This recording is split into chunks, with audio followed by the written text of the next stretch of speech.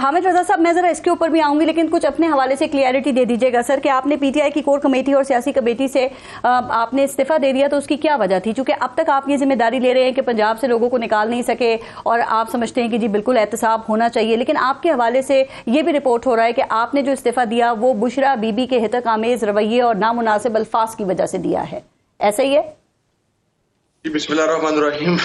पारस बीबी ऐसी कोई चीज नहीं है जी। असल में आजकल सोशल मीडिया के ऊपर इस किस्म की खबरें आ रही हैं कि मैं अब क्या कहूँ, अल्लामान अल हफीज वाली बात है। ऐसी कतन किसी किस्म की कोई चीज नहीं है। मैंने हमेशा ग्रेस और इज्जत दी है और मैं इन रिटर्न हमेशा ग्रेस और इज्जत ही लेता हूँ। मेरे साथ किसी किस्म की ना तलख कलामी हुई ना रवैये का कोई मसला। एक सेकंड, सोशल मीडिया पे नहीं है, ये मेन स्ट्रीम मीडिया पे भी खबरें चली हामिद रजा साहब, और इसमें थोड़ी क्लियरिटी दे दें कि जो रात को जो सियासी कमेटी का इजलास हुआ था, क्या बुशरा बीबी उसमें मौजूद थी या नहीं थी, और अगर थी तो तमाम रहनुमाओं के साथ कैसा रवैया था? सलमान अकरम राजा ने आज इस्तीफा वापस ले लिया, लेकिन रिपोर्ट ये हुआ कि उनके इस्तीफे की वजह भी बीबी का यही रवैया था और वो रहनुमाओं को गिद्ध जैसे अल्फाज और गैरत पर सवालात उठाना और कोई टके कुछ याद दिला रही थी। तो ये दुरुस्त है या गलत है सब? नहीं जी, मैं कैटेगरिकली बता रहा हूँ। जो मैं रात के इजलास के अंदर बुशरा बीबी एक तो शरीक नहीं थी, दूसरा लोगों को पता ही नहीं है Salman Akram Raja is a thorough gentleman, is a professional lawyer, बहुत बड़ा नाम है वकालत का।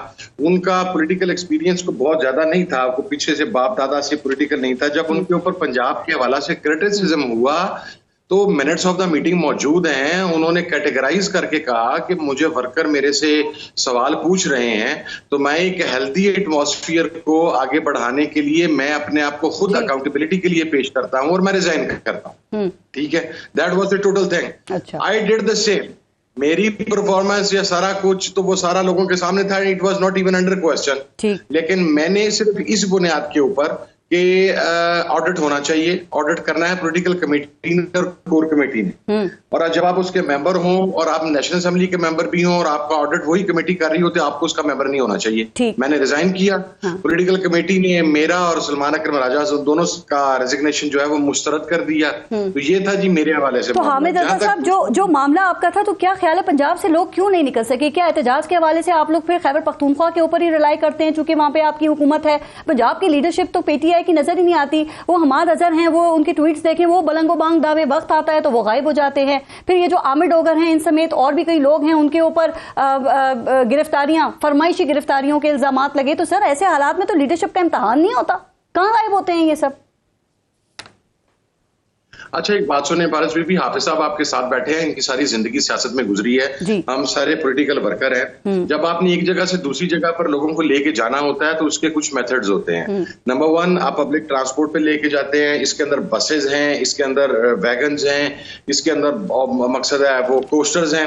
नंबर 2, आप प्राइवेट जो रेंट ए कार है वहां से गाड़ियां हायर करते हैं, आप उनको लेके जाते हैं। नंबर 3, आपके पर्सनल इस्तेमाल में या आपके जो दोस्त बेली हैं उनके इस्तेमाल में जो गाड़ियां होती हैं। 2 रोज कबल 22 तारीख वाले दिन मैं आपको फुटेज दे देता हूं, आप आके बल्कि फुटेज को आप छोड़ दें, आपके पास नोटिफिकेशन मौजूद हैं जो तमाम पब्लिक ये जो ट्रांसपोर्ट के अड्डे हैं इन पर लगाए गए थे। वो गाड़ियां नहीं दी गई, ना कोस्टर मिली, ना बस मिली, ना वैगन मिली। उसके बाद आपने रेंट ए कार के तमाम जो ऑफिसेज हैं वहां पर कहा कि अगर किसी की गाड़ी गई आपका लाइसेंस कैंसिल और वो गाड़ी भी सही सलामत वापस नहीं आएगी और गाड़ी आपको मिलेगी। ठीक कह रहे हैं। मेरा सवाल हामिद रजा साहब था, ये बलंगो बांग दावे क्यों? आपको लगता है बानी पीटीआई हमाद अजहर, आमिर डोगर और ये जो फरमाइशी सारे जिन्होंने गिरफ्तारियां भी दी, इनसे खुश होंगे इनकी कारकर्दगी के ऊपर? ना क्या करें ना आवाम को प्रोवोक। मेरी अर्ज सुनने, ये it is really easy to call your shots this way कि ये हो गया, लोगों के बच्चे घरों में नहीं है, उनकी मुलाकातें उनके साथ नहीं हुई, and that has never happened in the previous history. मजहबी जमातों को साइड पे करके हमारी पॉलिटिकल जमातों के अंदर आज तक ऐसा नहीं हुआ कि किसी गवर्नमेंट ने आके उन्हें प्रेशराइज किया हो और पार्लियामेंटेरियंस वहां पे खड़े रहे हो। आपके सामने सबसे बड़ी जीती जागती मिसाल पीपल्स पार्टी पार्लियामेंट उसकी थी, पैट्रियट की। कितने कितने बड़े नाम जो फाउंडर थे पाकिस्तान पीपल्स पार्टी के, वो ऐसे 1 सेकंड के अंदर पार्टियां छोड़ के चले गए। इन एमएनएज ने 1-1 अरब रुपए की ऑफर्स ठुकराई, इन एमपीएस ने 1-1 अरब रुपए की ऑफर्स ठुकराई। तमाम आपने दरियाए रावी के जो पुल स्टार्ट होते हैं शकरगढ़ से लेके आपने दूसरा डेरा गाजी खान हामिद रजा साहब, ये बातें आपकी ठीक है, आपने एक बड़ी अहम बात की है इस वक्त। आपने जो कहा ना कि लोग भुगतते हैं, गरीब कारकुन भुगतता है, मुझे ये बताइए कि जो पाकिस्तान तहरीक इंसाफ की लीडरशिप है वो हमेशा मरने, मार दो, कफन पहन लो, जनाजे पढ़ लो, इस तरह के नारे ही क्यों अवाम को देती है? सर आप देखें, बुशरा बीवी पूरे रास्ते अवाम को प्रोवोक करती रही, जब अवाम जमा हो गई तो उसके बाद वो डटी रहती, खड़ी रहती ना अवाम के साथ। उसके बाद वो ये फैसला उन्होंने पतली गली से निकलने का क्यों किया? क्या कारकुनों की जिंदगियां सस्ती हैं और रहनुमाओं की जिंदगियां ज्यादा कीमती हैं उनसे? अच्छा पारस बीबी, मेरा ना एक छोटा सा, मैं आपको यहाँ पे एक सवाल करना चाहता हूँ। ये हम सारे गलत हैं और हुकूमत ठीक है? नहीं, मैं जवाब तो नहीं, मेरा सवाल तो सुन लें, मुझे जवाब तो दे दें आप। हम सारे गलत हैं। पाकिस्तान पीपल तहरीक इंसाफ की सारी क़यादत जो है वो कंप्रोमाइज्ड है। हम गलत है, हमारा वर्कर ठीक है। हामिद रजा साहब, यही सवालात मैंने अभी अकील मलिक साहब से किए आपके सामने कि ये कैसे चला सकते हैं। कल इनके बैरिस्टर दानियाल चौधरी कहते हैं वहां सिक्योरिटी फोर्सेस के पास वेपन ही नहीं था।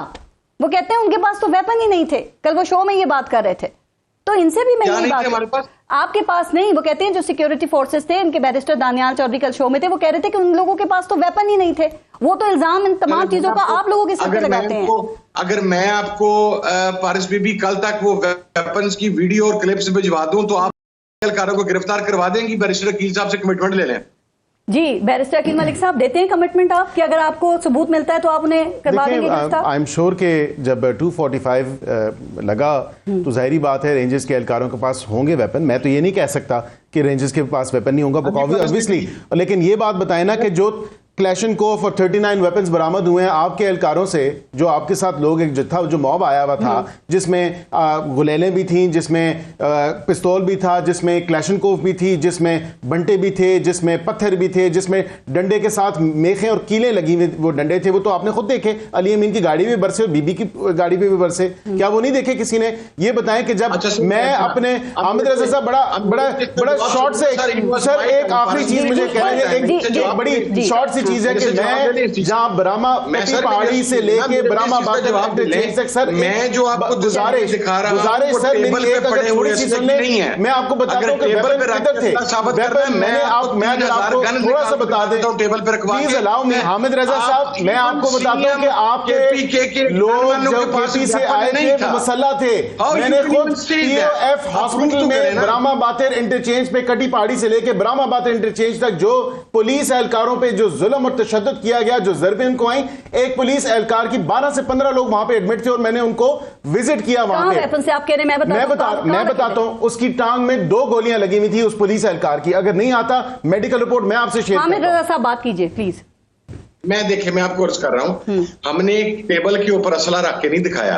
वो आप मुझे इजाजत देते हैं, जितना असला मेरे पास है वो 200-250 बंदे का नाम ले जाएगा, मैं कह दूंगा ये इनसे बरामद हुआ है। हम अगर जो वीडियो या कुछ क्लिप या कोई तस्वीर देंगे, मुझे गन्स का पता है, बचपन से इस काम में है। आपने टेबल पे रख के दिखा दिए हैं सर, टेबल पे तो रख, उससे आप अगर आप एक बंदे को जाओ वीडियो आई है और मंजर में आपके आई है, वो जो तमाम तर चीज दिखाई गई, जो एक सहाफी ने भी रिपोर्ट किया, वो गलत रिपोर्टिंग हुई और उसको आपने देखा हमारे सीएम के पास भी जो उसके ऑफिशियल गनमैन थे उनके पास वेपन नहीं थे। और मैं अब आपको क्या बताऊं, चलें, वो कहते हैं उनके पास वेपन नहीं थे।